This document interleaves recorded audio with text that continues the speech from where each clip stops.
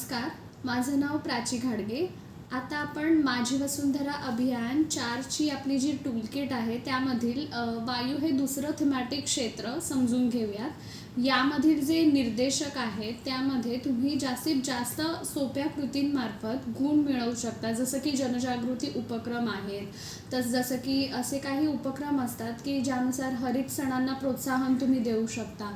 अशा पद्धतीने तुम्ही ह्या थीमॅटिक क्षेत्रामध्ये जास्तीत जास्त गुण मिळवू शकता.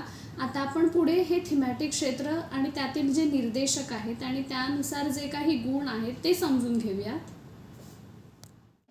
वायू या थीमॅटिक क्षेत्रात वायू प्रदूषणामुळे होणाऱ्या गंभीर समस्यांवरती ज्या उपाययोजना तुम्ही करू शकता त्यासाठी ह्या थीमॅटिक क्षेत्रातील जे निर्देशक आहेत ते महत्त्वाचे आहेत. वायू प्रदूषणाची मुख्य कारणे आपल्याला यासाठी समजून घेणं इथे महत्त्वाचं आहे. हवेमध्ये असे काही घटक असतात ज्यामुळे मानवी शरीराला हानी पोहोचू शकते. त्यामुळे या घटकांचे प्रमाण हवेमध्ये कमी करण्याचं काम हे आपले माझी वसुंधरा अभियान 4च्या टूलकिटप्रमाणे जे निर्देशक आहेत ते इथे महत्त्वाचे आहेत. आता आपण स्क्रीनवरती बघत आहोत की वायू गुणवत्ता परीक्षण याप्रमाणेच निर्देशक आहेत. या थीमॅटिक क्षेत्राच्या अंतर्गत हे निर्देशक येतात आणि त्यानुसार इथे गुणांचे वितरण केलेले तुम्ही बघू शकता.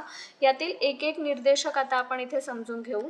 आपण सुरुवातीलाच वायू प्रदूषणासंदर्भात बोललो. वायू प्रदूषणासंदर्भात जनजागृती व्हावी यासाठी हे थीमॅटिक क्षेत्र इथे महत्त्वाचं आहे. पण आपल्या परिसरात आपल्या ग्रामपंचायतीच्या अंतर्गत केवढं वायूचं प्रदूषण झालंय तर हे आधी आपल्याला तपासणी करणं महत्त्वाचं आहे. म्हणून इथे वायू गुणवत्ता परीक्षण पहिलं हे निर्देशक इथे महत्त्वाचं आहे. कारण तुमच्या परिसरात एकूण हवेची जी काही गुणवत्ता आहे ती तुम्हाला इथे पहिल्यांदा तपासायची आहे आणि मग त्यानंतरच तुम्ही पुढे त्या संदर्भातल्या ज्या काही उपाययोजना आपण इथे निर्देशकामध्ये दाखवत आहोत त्या करू शकता. त्यामुळे वायू गुणवत्ता परीक्षण तुमच्या ग्रामपंचायतीच्या अंतर्गत तुमच्या परिसरातल्या अंतर्गत तुम्ही करणं इथे जास्तीत जास्त महत्त्वाचं आहे. आपलं पहिलं निर्देशक हेच आहे, वायू गुणवत्ता परीक्षण, पर्यावरण, वने आणि वातावरणीय बदल मंत्रालय. आपलं पहिलं निर्देशक आहे इथे वायू गुणवत्ता परीक्षण, पर्यावरण, वने आणि वातावरणीय बदल मंत्रालय MOEFCC किंवा NABL मान्यताप्राप्त प्रयोगशाळेद्वारे. यासाठी इथे एकूण 150 गुण आहेत. आपल्या सगळ्यांनीच आता समजून घेतलं असेल की वायू गुणवत्ता परीक्षण करणं आणि त्यासोबतचा जो अहवाल आहे तो आपल्या परिसरासाठीचं करणं इथे महत्त्वाचं आहे. त्यामुळे हे निर्देशक इथे महत्त्वाचं आहे. आता आपण पहिलं याची मूल्यमापन कार्यपद्धती समजून घेऊयात. मूल्यमापन कार्यपद्धतीमध्ये तुम्ही इथे बघू शकता स्क्रीनवरती आपण 6 पेक्षा जास्त अहवाल मागत आहोत. इथे तुम्ही तुमच्या परिसरासाठी तुमच्या ग्रामपंचायतीच्या अंतर्गत जो काही परिसर येतो त्यासाठी तुम्ही जो काही वायू गुणवत्ता निर्देशांक आणि वायू गुणवत्ता निरीक्षण अहवाल बनवला असेल तर त्या अहवालाची इथे तुम्हाला प्रत विचारण्यात घेतली आहे. जर ती प्रत तुमच्याकडे 6 पेक्षा जास्त असतील अशा तर त्या तुम्ही 150 गुण मिळवू शकता. जर 4 अहवाल असतील तर 100 गुण मिळवू शकता. जर तुमच्याकडे 3 अहवाल असतील तर तुम्ही 50 गुण मिळवू शकता आणि जर 2 अहवाल असतील तर 25. अशा प्रकारे इथे गुणांचे वितरण आहे, तुम्ही बघू शकता. पण हे गुण मिळवण्यासाठी आपल्याला जो काही आवश्यक तपशील, जे काही दस्तऐवज तुमच्याकडे असायला हवेत तर ते आता समजून घेऊयात. पहिलं आपल्याकडे असायला हवं की जो काही तुम्ही वायू गुणवत्ता निरीक्षण अहवाल केला आहे तो अहवाल तुम्ही NABL मान्यताप्राप्त प्रयोगशाळेद्वारेच केलेला असला पाहिजे. पुढे जर आपल्याकडे असे 6 पेक्षा जास्त अहवाल असतील तर त्यामध्ये 2 अहवालांमध्ये किमान 1 महिन्याचं तरी आपल्याला अंतर असणं गरजेचं आहे. ही गोष्ट लक्षात घ्यायची आहे. जेव्हा तुम्ही अहवाल सबमिट कराल, वर्षाच्या शेवटी जेव्हा MIS मध्ये तुम्ही हे अहवाल भराल तेव्हा त्या अहवालांच्या तारखेमध्ये तुम्हाला ही काळजी घ्यायची आहे. पुढे हे निरीक्षण करतानाचे जे काही जिओटॅग फोटोज असतील आपल्याकडे, तर ते आपल्याला इथे सबमिट करायचे आहेत. आता या संदर्भातली जी जिओटॅग छायाचित्र असतील, तर ते तुम्ही जिओटॅग छायाचित्र एकत्रित संकलित PDF मध्ये तुम्ही इथे सबमिट करू शकता. आता आपण समजून घेऊयात ही सगळी माहिती वर्षाच्या शेवटी जेव्हा आपण MIS मध्ये मागतो, तेव्हा आपल्याला काय काय आपल्याकडे असणं गरजेचं आहे, काय काय दस्तऐवज आपल्याकडे असायला हवे. पहिलं तर आपल्याला वायू गुणवत्ता अहवालांची तुमच्याकडे एकूण संख्या किती आहे त्याबद्दल विचारण्यात आलं आहे. पुढे वायू गुणवत्ता अहवाल जो तुम्ही ज्या तारखेला केला तर त्याचा दिनांक विचारण्यात आला आहे. पुढे MOF-CC किंवा NABL मान्यताप्राप्त प्रयोगशाळेचे नाव की कुठल्या मान्यताप्राप्त प्रयोगशाळेने हा अहवाल केला तुमच्यासाठी, तर तो तुम्हाला इथे द्यायचा आहे. पुढे वायू गुणवत्ता निर्देशांक जो तुमच्या परिसरासाठी आला असेल, तुमच्या ग्रामपंचायतीच्या अंतर्गत किंवा एरियासाठी तुमचा आला असेल, तर तो तुम्हाला इथे द्यायचा आहे. पुढे वायू गुणवत्ता अहवाल विचारण्यात आला आहे. वायू गुणवत्ता अहवाल जे तुम्हाला PDF स्वरूपात इथे भरायचा आहे. पुढे वायू गुणवत्ता निरीक्षण केंद्राचे जे स्थान असेल, आता इथे तुम्हाला एक विशेष काळजी घ्यायची आहे की वायू गुणवत्ता निरीक्षण तुम्ही तुमच्या समजा तुमच्या विभागातल्या एखाद्या चौकावर करत आहात किंवा एखाद्या स्थानावर करत आहात, तर तुम्ही इथे वेगवेगळ्या स्थानाचं वायू गुणवत्ता निरीक्षण करू शकता आणि जास्तीत जास्त अहवाल इथे सबमिट करू शकता. कारण कसं होतं की त्या संदर्भातली जी माहिती आहे ती तुम्ही इथे भरू शकता किंवा एकच जर रिपोर्ट असेल आणि एकच जर स्थान असेल, तर तुम्हाला अशा प्रकारे वेगवेगळ्या स्थानांची माहिती इथे भरायची आहे. वायू गुणवत्ता निरीक्षण केलेल्या वेगवेगळ्या केंद्रांची माहिती भरायची आहे. जसं की या केंद्राची गुगल मॅप लिंक तुम्हाला इथे प्रविष्ट करायची आहे. पुढे आपलं पुढचं निर्देशक आहे फटाक्यांवर बंदी घालण्याकरता पुढाकार. आपल्या सगळ्यांनाच माहिती आहे पर्यावरणाच्या हितासाठी फटाक्यांच्या वापरावर बंदी घालणं खूप आवश्यक आहे. त्यामुळे ग्रामपंचायतींनी जास्तीत जास्त पावलं या दृष्टीने उचलावीत म्हणून ही निर्देशक इथे महत्त्वाचे आहे. जसं की दिवाळीसारखे जे सण उत्सव असतात, तर त्यानिमित्ताने जास्तीत जास्त फटाके वाजवले जातात. त्यामुळे मोठ्या प्रमाणात कार्बन डायऑक्साईडचं प्रमाण वाढतं. वायू प्रदूषणासोबतच ध्वनी प्रदूषण सुद्धा होतं. त्यामुळे याबाबत जास्तीत जास्त जनजागृती व्हावी ग्रामपंचायतीच्या अंतर्गत आणि त्यांनी पावलं उचलावीत म्हणून हे निर्देशक इथे महत्त्वाचं आहे. यासाठी आता आपण समजून घेऊयात मूल्यमापन कार्यपद्धती. यासाठी एकूण 150 गुण इथे आहेत. आता पहिलं तर आपल्याला विचारण्यात आलं आहे इथे की फटाके विक्री आणि त्याच्या वापरावरती जे काही तुम्ही बंदीचे आदेश काढले असतील तुमच्या ग्रामपंचायतीच्या अंतर्गत, तर त्यासाठी इथे 25 गुण आहेत. पुढे तुमच्या ग्रामपंचायतींनी घेतलेले जे काही जनजागृती उपक्रम असतील, तर त्यांची संख्या तुम्हाला इथे विचारण्यात आली आहे. त्यासाठी इथे 50 गुण आहेत. पुढे सण उत्सवाच्या जो काही संध्याकाळी किंवा दुसऱ्या दिवशीचा सकाळचा जो काही तुम्ही वायू गुणवत्ता निरीक्षण अहवाल तयार केला असेल, तर त्याचा निर्देशांक तुम्हाला विचारण्यात आला आहे. राष्ट्रीय वायू गुणवत्ता निर्देशांक त्याची जी काही संख्या असेल ती तुम्ही इथे भरायची आहे. त्याच्यासाठी इथे 75 गुण आपल्याला देण्यात आले आहेत. आता या सगळ्या गुणांसाठीचा जो काही लागणारा तपशील आहे, जे काही दस्तऐवज, जे काही डॉक्युमेंट्स तुमच्याकडे असायला हवेत ते समजून घेऊयात. पहिलं तर तुम्हाला इथे तुमचे जे काही फटाके विक्री आणि वापरावरती जे काही बंदीचे आदेश असतील, जे काही सूचना तुम्ही काढली असेल, जे काही नोटिफिकेशन तुम्ही तुमच्या परिसरासाठी काढलं असेल, तर त्याची प्रत तुम्हाला इथे असणं तुमच्याजवळ आवश्यक आहे. पुढे हरित सणांना प्रोत्साहन देण्यासाठी जे काही तुम्ही कार्यक्रम घेतले असतील, तर त्या संदर्भातली जिओटॅग फोटोज तुमच्याकडे असणं आवश्यक आहे. जसं की तुम्ही तुमच्या वाढदिवसाला वृक्षांची लागवड करू शकता किंवा तुम्ही जास्तीत जास्त या संदर्भात वृक्ष म्हणून भेटवस्तू देऊ शकता. पुढे आपल्याला इथे जनजागृती कार्यक्रमांचा तपशील विचारण्यात आला आहे. जे काही जनजागृती उपक्रम तुम्ही तुमच्या ग्रामपंचायतीच्या अंतर्गत घेतले असतील, तर त्या संदर्भातला जो काही तपशील असेल तो तुम्हाला एक्सेलमध्ये भरायचा आहे. ही एक्सेल तुम्हाला माझी वसुंधरा अभियानच्या वेब पोर्टलवरून डाउनलोड करायची आहे. ही डाउनलोड केल्यानंतर तुम्हाला तिथे विचारलेल्या माहितीनुसार तुम्हाला तिथे माहिती तुमची भरायची आहे केलेल्या कामानुसार, आणि मग ती माहिती भरलेली एक्सेल शीट परत तुम्ही इथे सबमिट करायची आहे. पुढे बघू शकता, इथे आपल्याला विचारण्यात आलं आहे की उत्सवाच्या संध्याकाळी किंवा उत्सवाच्या दुसऱ्या दिवशी सकाळी जो काही NABL मान्यताप्राप्त प्रयोगशाळांकडून तुम्ही बनवून घेतलेला वायू गुणवत्ता निरीक्षण अहवाल असेल त्या संदर्भात तुम्हाला इथे विचारण्यात आलं आहे. आता आपण या संदर्भातली MIS मध्ये काय काय आपल्याला लागणारा तपशील आहे तो समजून घेऊयात. इथे पहिल्यांदा आपल्याला फटाक्यांवर बंदी घालण्यासाठी तुमच्या ग्रामपंचायतीने आदेश जे काही काढले असतील त्याबद्दल विचारण्यात आलं आहे. त्याची प्रत तुम्हाला इथे जोडायची आहे. पुढे तुमच्या ग्रामपंचायतीने आयोजित केलेले एकूण जनजागृती उपक्रम किती आहेत या संदर्भातील, फटाक्यांवर बंदी घालण्याकरता किती पुढाकार घेऊन किती जनजागृती उपक्रम तुम्ही केले आहेत त्या संदर्भातली संख्या तुम्हाला इथे भरायची आहे. पुढे इथे MIS मध्ये माहिती भरताना एक विशेष काळजी अशी घ्यायची आहे की ही माहिती फक्त तुम्ही इंग्रजी भाषेत भरायची आहे.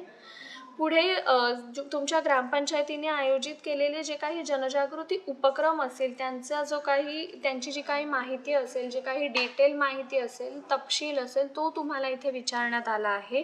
तो तुम्हाला इथे एक्सेलच्या स्वरूपात अपलोड करायचा आहे. जसं की मी आधी सांगितलं की वेब पोर्टलवरून तुम्हाला माझी वसुंधरा अभियान 4च्या पोर्टलवरून तुम्हाला डाउनलोड करायची आहे ही एक्सेल शीट.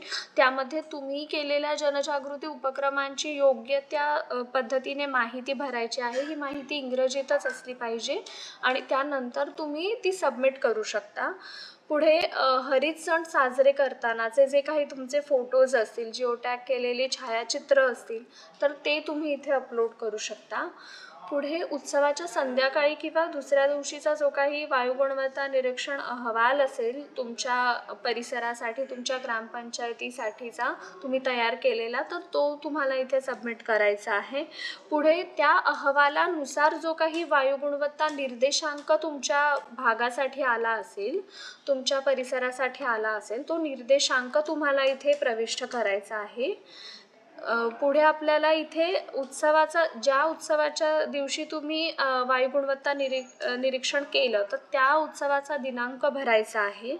पुढे उत्सवाचं नाव विचारण्यात येईल तुम्हाला इथे, तर त्याचं नाव तुम्हाला इथे भरायचं आहे.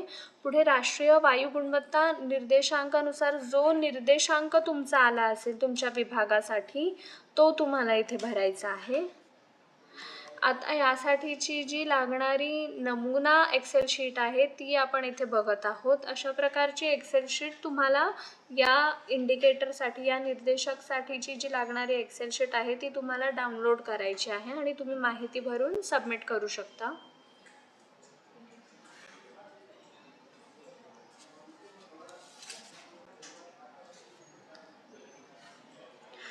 आता इथे आपल्याला अजून एक अशी काळजी घ्यायची आहे की इथे जे काही जनजागृती उपक्रम या थीमॅटिक क्षेत्राच्या अंतर्गत आपण करत आहोत, ज्या काही अशा सोप्या कृती करत आहोत ज्यामुळे आपण गुण मिळवू शकतो.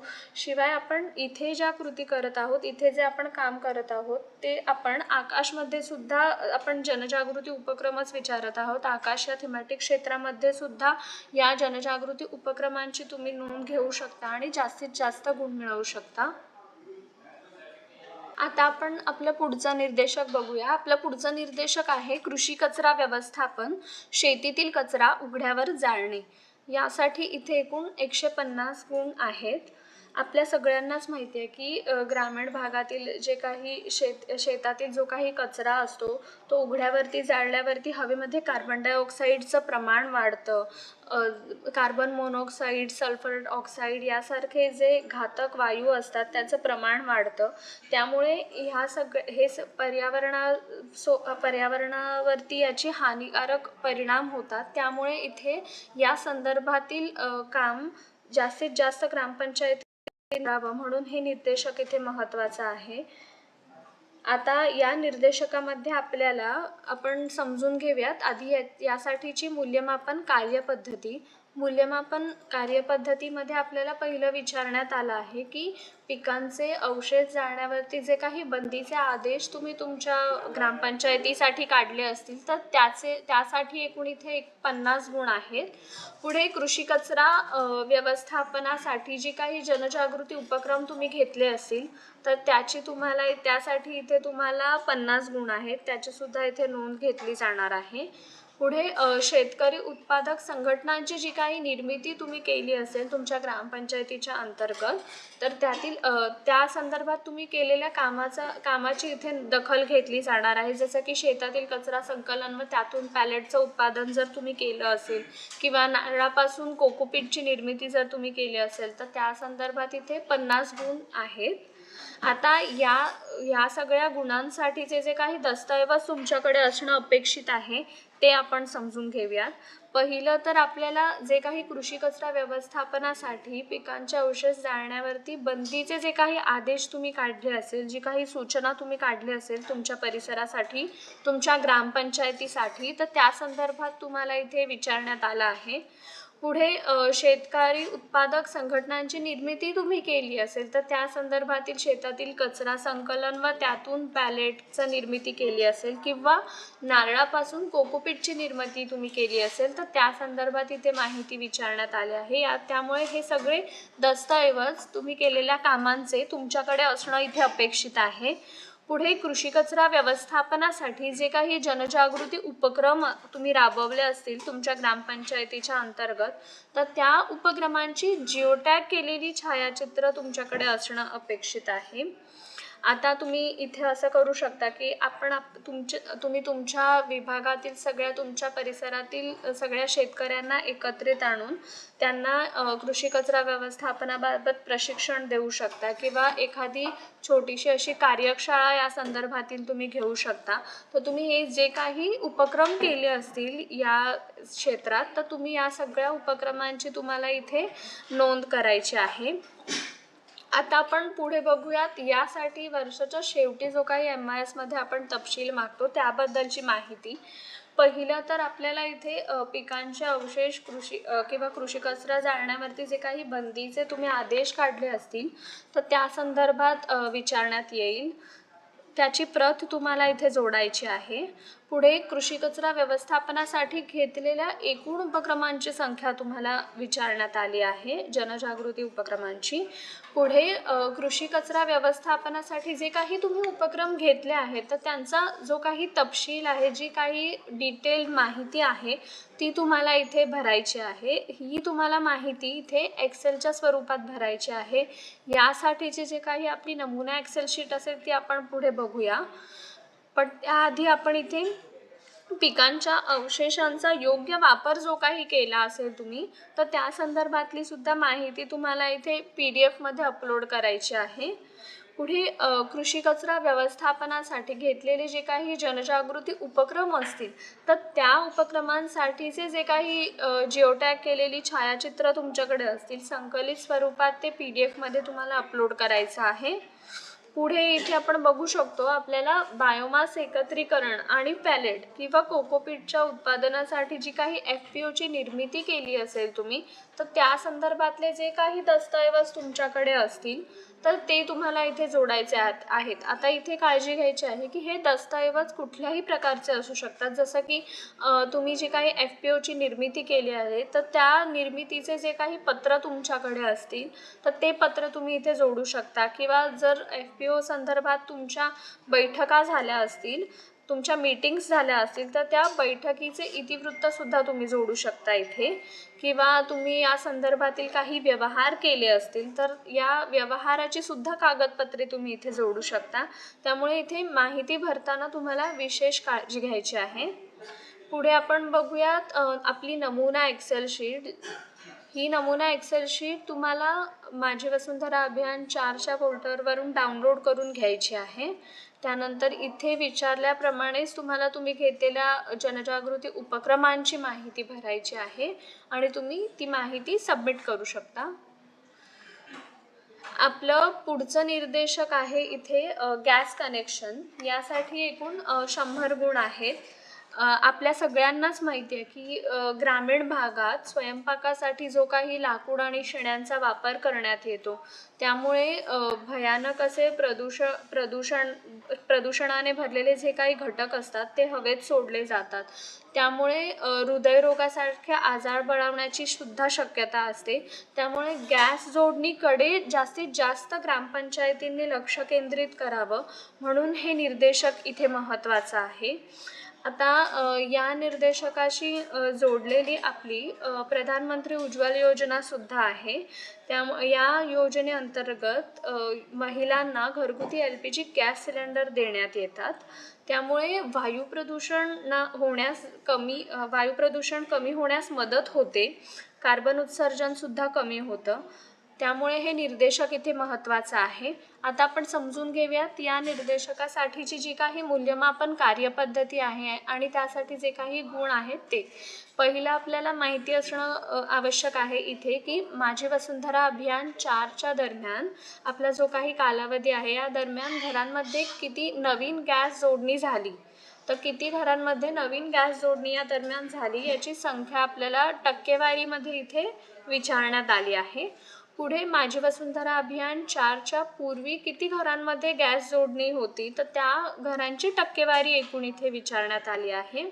आता इथे आपल्याला विशेष काळजी घ्यायची आहे की ही टक्केवारी आपल्याकडे ऑटो कॅल्क्युलेट होऊन येणार आहे. इथे तुम्हाला संख्या प्रविष्ट करायची गरज लागणार नाही आहे. पुढे यासाठीचे जे काही आवश्यक तपशील, जे काही दस्तऐवज आहेत ते समजून घेऊयात.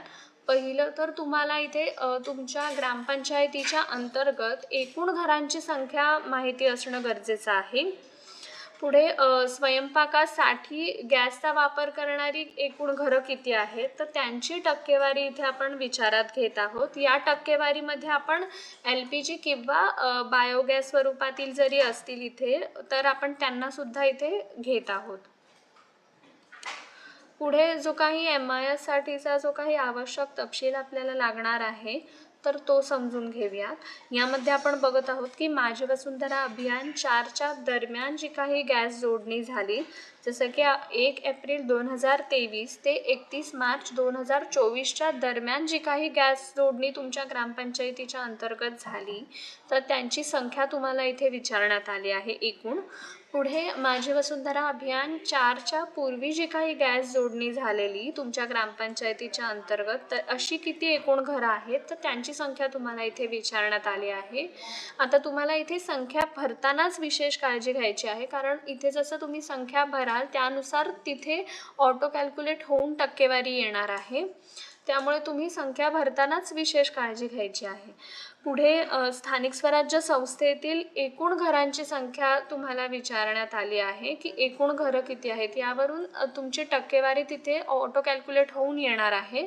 पुढे गॅस जोडणीचा जो काही लाभ घेतलेले लाभार्थी असतील तर त्यांचा तपशील, त्यांची माहिती तुम्हाला इथे एक्सेलच्या स्वरूपात जोडायची आहे. तुमच्या विभागातील एकूण किती जणांनी गॅस जोडणी घेतली आणि त्यांनी जो काही लाभ घेतला त्या संदर्भातला जो काही तपशील आहे तो तुम्हाला एक्सेलमध्ये जोडायचा आहे. यासाठीची जी नमुना एक्सेल शीट आहे ती आपण पुढे बघूया. ही सगळी माहिती भरताना तुम्हाला इथे काळजी घ्यायची आहे की MIS मध्ये फक्त इंग्रजी भाषेतच माहिती स्वीकारली जाणार आहे. ही आहे आपली गॅस जोडणीसाठीची जी एक्सेल शीट, नमुना एक्सेल शीट जी आपल्याला डाउनलोड करायची आहे आणि यामध्ये माहिती भरून सबमिट करायची आहे. आता आपलं पुढचं निर्देशक आहे इलेक्ट्रिक वाहन, EV धोरण, इलेक्ट्रिक वाहने. हे निर्देशक इथे 500 गुणांसाठी आहे. आपल्या सगळ्यांनाच माहिती आहे की ऊर्जा कार्यक्षमता सुधारण्यासाठी इलेक्ट्रिक वाहन EV धोरण हे खूप महत्त्वाचं आहे. शिवाय वाहनांमुळे जे काही होणारं वायू प्रदूषण आहे ते कमी होईल, त्यामुळे इथे हे निर्देशक महत्त्वाचं आहे. आता यामुळे काय होईल की हरितवायू उत्सर्जन कमी होण्यास मदत होईल आणि इलेक्ट्रिक वाहन धोरण हे राज्यात 2021मध्ये लागू करण्यात आलं. आता आपण या संदर्भातली जी काही मूल्यमापन कार्यपद्धती आहे आपण ती समजून घेऊयात. यासाठी आपल्याला पहिलं तर माझी वसुंधरा अभियान 4च्या दरम्यान जी काही स्थानिक स्वराज्य संस्थेच्या क्षेत्रात नोंदणीकृत ई वाहनं आहेत त्यांची माहिती असणं अपेक्षित आहे. जसं की या ई वाहनांमध्ये किती दुचाकी ई वाहनं आहेत त्याच्यासाठी 200 गुण इथे ठेवण्यात आले आहेत. पुढे किती 3 चाकी ई वाहनं आहेत त्यासाठी इथे 100 गुण आहेत. किती 4 चाकी ई वाहनं आहेत त्यासाठी इथे 100 गुण आहेत. अशा पद्धतीने इथे गुणांचे वितरण तुम्ही बघू शकता. पुढे इथे आपण जे काही सार्वजनिक ई वाहनं आहेत त्याची सुद्धा नोंद घेत आहोत. सार्वजनिक ई वाहनं आहेत वाहतुकीची त्याची सुद्धा इथे आपल्याला टक्केवारी विचारण्यात आली आहे. ही सुद्धा टक्केवारी ऑटो कॅल्क्युलेट होऊन येणार आहे. त्यामुळे तुम्ही या संदर्भातील संख्या भरताना MIS मध्ये विशेष काळजी घ्यायची आहे. आता आपण मूल्यमापन कार्यपद्धती आणि गुण समजून घेतले. आता यासाठीचे जे काही दस्तऐवज तुमच्याकडे असणं अपेक्षित आहे तर ते समजून घेऊयात. पहिलं तर तुम्हाला तुमच्या प्रादेशिक परिवहन अधिकारी म्हणजेच RTO कडून जी काही सविस्तर माहिती असेल ती घ्यायची आहे. यामध्ये किती तुमच्या ग्रामपंचायतीच्या अंतर्गत किती नोंदणीकृत ई वाहनं आहेत आणि त्या नोंदणीकृत ई वाहनांमध्ये सुद्धा किती दुचाकी आहेत, किती 3 चाकी आहेत आणि किती 4 चाकी ई वाहनं आहेत. तर यांची संख्या तुम्हाला माहिती असणं अपेक्षित आहे. त्यामुळे ही सगळी माहिती तुम्ही तुमच्या परिसरासाठीचं जे RTO केंद्र असेल तर तिकडे जाऊन तुम्ही ही सगळी माहिती घेऊ शकता. 250 वॅट क्षमतेच्या जी काही दुचाकी असतात त्यांना RTOच्या नोंदणीची आवश्यकता नसते. त्यामुळे त्यांची सुद्धा आपण इथे दखल घेत आहोत. जसं की अशी काही ई वाहनं असतील तर तुम्ही ही ई वाहनं खरेदी करताना जे काही विक्रीचे जे काही अहवाल असतील खरेदी विक्रीचे तुमच्याकडे या अशा ई वाहनांसंदर्भातले तर ते सुद्धा आपण इथे ग्राह्य धरत आहोत. त्यामुळे ही सगळी माहिती तुमच्याकडे असणं अपेक्षित आहे. पुढे इथे पब्लिक ट्रान्सपोर्ट जे आपण यूज करतो, जे आपण तुमच्या ग्रामपंचायतीच्या अंतर्गत जे काही सार्वजनिक वाहतुकीसाठी वापरली जाणारी ई वाहनं आहेत त्यांची संख्यासुद्धा तुम्हाला इथे विचारण्यात आली आहे. पुढे यासाठीचा जो लागणारा MIS साठीचा जो काही तपशील आहे तो आपण समजून घेऊयात. इथे पहिलं आपल्याला माझी वसुंधरा अभियान 4च्या दरम्यान जी काही ग्रामपंचायतीच्या क्षेत्रात नोंदणीकृत ई वाहनं आहेत, एकूण ई वाहनं आहेत त्यांची संख्या तुम्हाला इथे भरायची आहे. पुढे ही संख्या तुम्ही भरून पुढे तुम्हाला विचारण्यात आलं आहे किती त्यातील दुचाकी नोंदणीकृत ई वाहनं आहेत, त्यानंतर किती 3 चाकी नोंदणीकृत ई वाहनं आहेत आणि किती 4 चाकी नोंदणीकृत ई वाहनं आहेत. आता ह्या संख्या भरताना तुम्हाला इथे अशी काळजी घ्यायची आहे की माझी वसुंधरा अभियान 4च्या दरम्यान जी काही तुमच्या ग्रामपंचायतींच्या क्षेत्रात जी काही ई वाहनांची संख्या असेल ही संख्या तुमची तुमच्या जे काही दुचाकी ई वाहनं असतील, 3 चाकी ई वाहनं असतील आणि 4 चाकी ई वाहनं असतील या संख्येपेक्षा मोठी असायला हवी.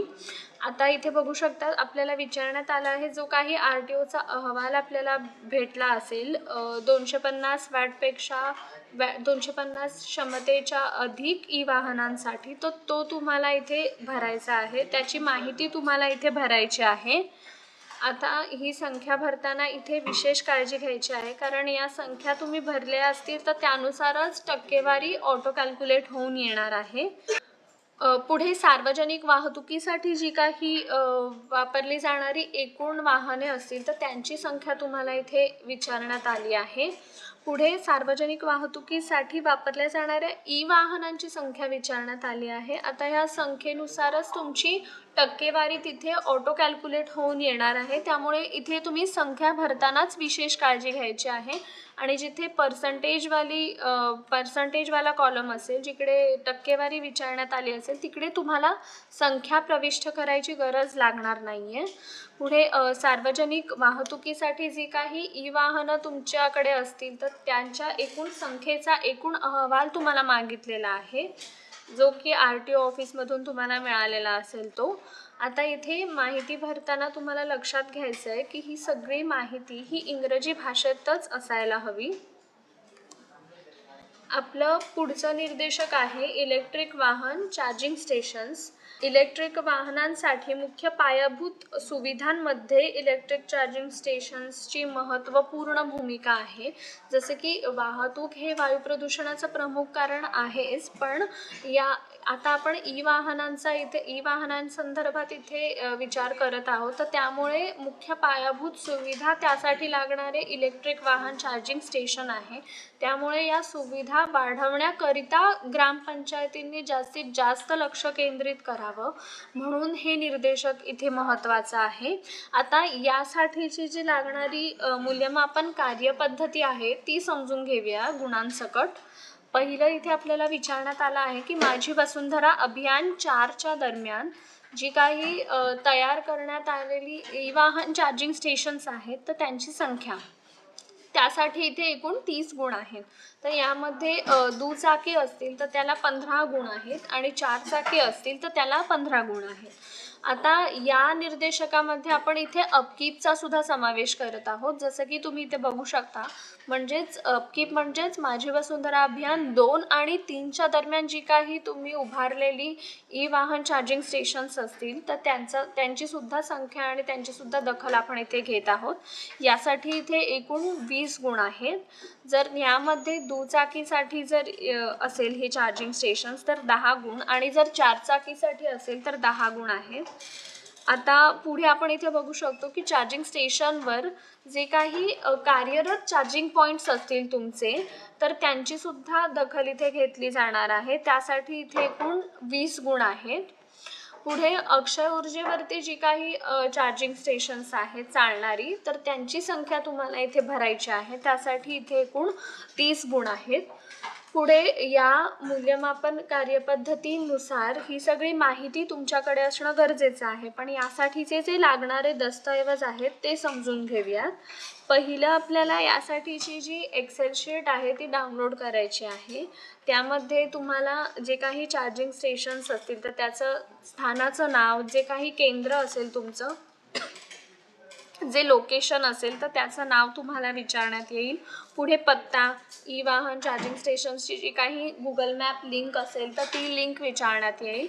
ही सगळी माहिती तुम्ही एक्सेलमध्ये भरू शकता. एक्सेलचा नमुना आपण पुढे बघणार आहोत, पण त्याआधी आपण इथे बघूयात अजून आपल्याला ई वाहन चार्जिंग स्टेशन्सच्या वीज बिलाची प्रत विचारण्यात येणार आहे इथे. जसं की ई वाहन चार्जिंग स्टेशन्स तुम्ही उभारताय बट त्याचं जे वीज बिल असतं त्याचीसुद्धा इथे नोंद घेतली जाणार आहे. पुढे इथे बघू शकता ई वाहन चार्जिंग स्टेशन्स जे काही तुमचे असतील ते तयार करण्यापूर्वीचे जे काही तुमचे फोटोज असतील आणि ते तयार झाल्यानंतरचे जे काही छायाचित्र असतील तर त्यांचंसुद्धा एकत्रित संकलित PDF तुम्हाला इथे विचारण्यात आलं आहे. पुढे इथे आपल्याला अपकीपसाठी अशी विशेष काळजी घ्यायची आहे की जी काही माहिती तुम्ही इथे अपकीप संदर्भात भरणार आहात की माझी वसुंधरा अभियान 2 आणि 3च्या दरम्यान जी काही तुम्ही कामं केली असतील इलेक्ट्रिक वाहन चार्जिंग स्टेशन संदर्भात, त्या संदर्भातली माहिती तुम्ही इथे भरताना आमच्या माझी वसुंधरा अभियान या संस्थेकडे जी काही माहिती असेल तर या माहितीशी तुम्ही भरलेली माहिती जुळत असलेली हवी, तरच तुम्हाला यासाठी गुण दिले जातील. त्यामुळे इथे अपकीपचा जो सेशन असेल त्यामध्ये माहिती भरताना तुम्हाला विशेष काळजी घ्यायची आहे. पुढे यासाठीचा जो काही वर्षाच्या शेवटी आपण MIS मध्ये जे काही दस्तऐवज मागतो, जी काही माहिती मागतो त्या संदर्भात समजून घेऊयात. पहिलं इकडे आपल्याला विचारण्यात आलं आहे माझी वसुंधरा अभियान 4च्या दरम्यान दुचाकींसाठी स्थापित केलेले जे काही ई वाहन चार्जिंग स्टेशन्स असतील तर त्यांची संख्या. दुचाकींसाठी जे काही ई वाहन चार्जिंग स्टेशन्स असतील त्यांची संख्या. त्यानंतर पुढे 4 चाकींसाठी जी काही चार्जिंग स्टेशन्स उभारली असतील तुम्ही त्यांची संख्या विचारण्यात आली आहे. पुढे कार्यारंभ आदेश विचारण्यात आला आहे, म्हणजे काम सुरू झाल्याचं जे काही प्रमाणपत्र असतं, काम सुरू करण्यासाठीचे जे काही आदेश तुम्ही काढलेले असतील तर त्या आदेशांची प्रत तुम्हाला इथे अपलोड करायची आहे. पुढे कार्यपूर्णत्व प्रमाणपत्र, जर तुम्ही चार्जिंग स्टेशन्स उभारून झालं असेल तुमचं तर तुमचं हे काम पूर्ण झाल्याचं जे काही प्रमाणपत्र असतं ते तुम्ही इथे जोडू शकता. पुढे माझी वसुंधरा अभियान 1च्या दरम्यान जी काही चार्जिंग स्टेशन्स तुम्ही उभारले तर त्यांची संख्या, त्यानंतर माझी वसुंधरा अभियान 2च्या दरम्यान जी काही इलेक्ट्रिक वाहन चार्जिंग स्टेशन्स तुम्ही उभारले तर त्यांची संख्या, पुढे माझी वसुंधरा अभियान 3च्या दरम्यान जे काही इलेक्ट्रिक वाहन चार्जिंग स्टेशन्स तुम्ही उभारले असतील तर त्यांची संख्या तुम्हाला भरायची आहे. पुढे कार्यरत स्थितीत किती चार्जिंग पॉईंट्स आहेत या चार्जिंग स्टेशन्सवरचे, तर त्या चार्जिंग पॉईंट्सची एकूण संख्या तुम्हाला इथे भरायची आहे. ही सगळी संख्या भरताना तुम्ही ही सगळी माहिती इंग्रजी भाषेतच भरू शकता, त्यामुळे इथे विशेष काळजी घ्यायची आहे. पुढे तुमच्या ग्रामपंचायतीतील जे काही एकूण चार्जिंग स्टेशन्स आहेत तर त्यांची संख्या तुम्हाला विचारण्यात आली आहे. पुढे अक्षय ऊर्जेवरती जे काही चार्जिंग स्टेशन्स चालतात तर त्यांची संख्या तुम्हाला इथे विचारण्यात आली आहे. पुढे ई वाहन चार्जिंग स्टेशन्सचा जो काही तुमच्याकडे तपशील असेल, जी काही माहिती असेल, ज्यामध्ये डिटेल्ड इन्फॉर्मेशन असेल तर ती तुम्ही इथे भरू शकता. ती माहिती तुम्हाला भरताना एक्सेलच्या स्वरूपात भरायची आहे. यासाठीची जी काही एक्सेल लागणार आहे आपल्याला त्याचा नमुना आपण पुढे बघूच, पण त्याआधी आपल्याला इलेक्ट्रिक वाहन चार्जिंग पॉईंट्सची जिओटॅग केलेली छायाचित्र हवी आहेत एकत्रित स्वरूपात. जे काही इलेक्ट्रिक वाहन चार्जिंग स्टेशन्स तुम्ही उभारले आहेत तर त्यामधील कार्यरत स्थितीत जे काही चार्जिंग पॉईंट्स आहेत तर त्या चार्जिंग पॉईंट्सची जिओटॅग केलेली छायाचित्र तुम्हाला इथे भरायची आहे. आता ही आहे आपली इलेक्ट्रिक वाहन चार्जिंग स्टेशन या निर्देशकासाठी लागणारी नमुना एक्सेल शीट.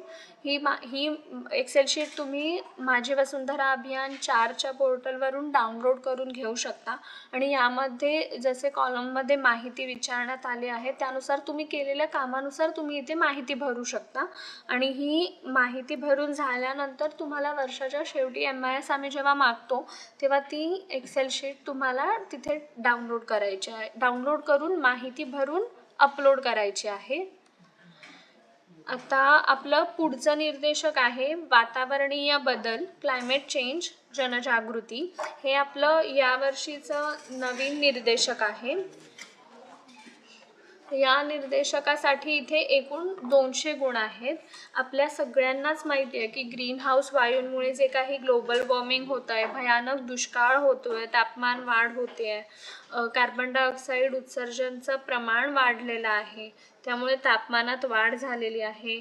एका ठराविक ठिकाणी अनेक वर्षांपासून असलेलं ऊन, वारा, पाऊस, थंडी यांची जी काही स्थिती आहे म्हणजेच हवामान आहे, यातला जो काही बदल झालेला आहे म्हणजेच क्लायमेट चेंज आणि वातावरणीय बदल. आता यामुळे जे काही समुद्राच्या पातळीत होणारी वाढ आहे, यामुळे जी काही उष्णता वाढलेली आहे, हे सगळे घातक परिणाम आहेत. हे सगळे परिणाम कुठेतरी थांबावेत म्हणून या संदर्भातील जी काही जनजागृती आहे ती होऊन लोकांनी या दृष्टीने पावलं उचलावीत म्हणून हे निर्देशक इथे महत्त्वाचं आहे. आता आपण समजून घेऊयात या संदर्भातली मूल्यमापन कार्यपद्धती. आता यामध्ये आपण वातावरणीय बदलाबाबत तुम्ही तुमच्या ग्रामपंचायतीच्या अंतर्गत जागरूकता निर्माण करण्यासाठी किती जनजागृती उपक्रम आयोजित केले तर त्यांची संख्या तुम्हाला इथे भरायची आहे. त्यासाठी एकूण 100 गुण आहेत. आता ही संख्या भरताना तुम्हाला इथे अशी काळजी घ्यायची आहे की ही संख्या भरताना जे काही तुम्ही कार्यक्रमांची संख्या भराल तर त्याची संख्या भरताना ते कार्यक्रम तुम्ही पहिल्या सहामाहीत घेतलेत आपल्या की दुसऱ्या सहामाहीत घेतलेत ही माहिती तुम्हाला असणं गरजेचं आहे. आपला पहिल्या सहामाहीचा कालावधी होता एप्रिल ते सप्टेंबर आणि आपला दुसऱ्या सहामाहीचा कालावधी आहे ऑक्टोबर ते मार्च. तर तुम्ही इथे संख्या भरताना तुम्ही कार्यक्रम कुठल्या तारखेला घेतलं तर ते बघून इथे संख्या भरायची आहे. पुढे आपण यूथ लीडरशिप फॉर क्लायमेट ॲक्शनवरील जे काही क्लायमेट चेंज कोर्स आहेत ते पूर्ण केलेल्या तरुणांची संख्या इथे विचारात घेत आहोत. त्यासाठी एकूण इथे 100 गुण देण्यात आले आहेत. आता या मूल्यमापन कार्यपद्धतीनुसार काय काय तुमच्याकडे डॉक्युमेंट्स असायला हवेत तर ते आपण समजून घेऊयात. इथे पहिलं तर आपल्याला एक्सेल विचारण्यात आले आहे. या एक्सेलमध्ये तुम्ही केलेल्या जनजागृती उपक्रमांची संख्या आणि त्यांचा तपशील असणं गरजेचं आहे. ही एक्सेल शीटसुद्धा तुम्ही माझी वसुंधरा अभियान 4च्या पोर्टलवरून डाउनलोड करून माहिती भरून अपलोड करू शकता. पुढे आपल्याकडे इथे दुसरी एक्सेल शीट असेल की जो काही या जनजागृती उपक्रमांमध्ये किती नागरिकांनी सहभाग नोंदवला त्या संदर्भातली एक्सेल शीट इथे असेल. त्या संदर्भाचे जी काही माहिती आणि तपशील असेल तो तुम्हाला इथे विचारण्यात येईल. पुढे माझी वसुंधरा अभियान च्या कार्यालयाने जे काही मार्गदर्शक सूचना दिलेल्या जनजागृती उपक्रमांसाठी तर त्या मार्गदर्शक सूचनांनुसारच तुम्ही तुमचे जनजागृती उपक्रम केले असतील तर त्याची सुद्धा इथे दखल घेतली जाणार आहे. त्यासाठी सुद्धा इथे गुण आहेत. पुढे जे काही जनजागृती कार्यक्रम तुम्ही घेतले असतील तर या जनजागृती कार्यक्रमांची जी काही जिओटॅग केलेली छायाचित्र असतील तर ती तुम्ही इथे बघू शकता. ती तुम्ही इथे एकत्रित संकलित PDF मध्ये अपलोड करू शकता. पुढे युनिसेफ आणि उच्च व तंत्र शिक्षण विभाग महाराष्ट्र शासनाद्वारे youth leadership for climate action course पूर्ण करणे शिवाय यासाठी सुद्धा इथे एक्सेल शीट आहे की यूथ लीडरशिप फॉर क्लायमेट ॲक्शनवरील जो काही क्लायमेट चेंज कोर्स आहे तो पूर्ण केलेल्या तरुणांची सुद्धा आपण इथे दखल घेत आहोत. इथे एक्सेलमध्ये तुम्हाला माहिती भरायची आहे. पण इथे माहिती भरताना अशी काळजी घ्यायची आहे की या तरुणांची वयोमर्यादा आहे 15 ते 29 वर्ष. तर ही संख्या भरताना इथे विशेष काळजी घ्यायची आहे. पुढे जर तुम्ही हा कोर्स क्लायमेट ॲक्शन कोर्स पूर्ण केला नसेल तर तुम्ही आतासुद्धा हा कोर्स पूर्ण करू शकता तुमच्या विभागातील तरुणांच्या मार्गदर्शनाने. तर त्यासाठीची जी लागणारी लिंक आहे ती तुम्ही इथे बघू शकता आणि या लिंकवरती क्लिक करून तुम्ही हा कोर्स पूर्ण करू शकता. आता यासाठीची जी काही MIS साठीची माहिती आहे ती आपण समजून घेऊयात. यामध्ये पहिलं माझी वसुंधरा अभियान 4च्या पहिल्या 6 महिन्यात किती वातावरणीय बदलाबाबत जनजागृती करण्यासाठी तुम्ही कार्यक्रम घेतले तर त्या कार्यक्रमांची संख्या तुम्हाला विचारण्यात आली आहे. पुढे माझी वसुंधरा अभियान 4च्या दुसऱ्या 6 महिन्या दरम्यान तुम्ही किती जनजागृती उपक्रम घेतले तर त्या संदर्भात विचारण्यात आला आहे. पुढे या जनजागृती उपक्रमांच्या वेळी जी काही जिओटॅग केलेली छायाचित्र तुम्ही घेतली असतील तर त्यांचे संकलित PDF तुम्हाला इथे विचारण्यात आला आहे. पुढे वातावरणीय बदलाबाबत जनजागृती करण्यासाठी जी काही कार्यक्रम तुम्ही आयोजित केले असतील जसं की एखादी स्पर्धा घेतली असेल किंवा एखादं नाट्य स्वरूपात रूपांतर करून तुम्ही त्या वातावरणीय बदलाबाबत त्यामध्ये जनजागृती जर केली असेल किंवा स्ट्रीट प्ले केला असेल तर त्या संदर्भातला जो काही तपशील असेल या कार्यक्रमांचा तो तुम्हाला इथे जोडायचा आहे. पुढे यूथ लीडरशिप फॉर क्लायमेट ॲक्शनवरील जे काही क्लायमेट चेंज कोर्स पूर्ण केलेल्या तरुणांची संख्या असेल ती तुम्हाला विचारण्यात आली आहे. या तरुणांची संख्या तुम्हाला इंग्रजी भाषेत भरायची आहे. पुढे हा कोर्स पूर्ण केलेले जर काही तरुण असतील तर त्यांच्याकडे अभ्यासक्रम पूर्ण केल्याचं जे काही प्रमाणपत्र असेल महाराष्ट्र शासनाकडून आलेलं तर ते प्रमाणपत्र तुम्हाला इथे एकत्रित स्वरूपात जोडायचं आहे. आता इथे अशी विशेष काळजी घ्यायची आहे की समजा तुमच्या विभागातील 20 तरुणांनी इथे हा क्लायमेट चेंज कोर्स पूर्ण केला आहे तर तुम्ही इथे संख्या 20 प्रविष्ट करू शकता. पुढे अभ्यासक्रम पूर्ण केल्याचं जे काही प्रमाणपत्र असेल ते 20च्या 20 जणांचं एकत्रित स्वरूपात PDF मध्ये तुम्ही अपलोड करू शकता. इथे आपण बघत आहोत की आपली या निर्देशकासाठी लागणारी जी एक्सेल शीट आहे नमुना एक्सेल शीट ती यामध्ये विचारलेल्या माहितीनुसार तुम्ही तुमची माहिती केलेल्या कामानुसार भरू शकता आणि ही वर्षाच्या शेवटी MIS मध्ये ही एक्सेल शीट अपलोड करू शकता.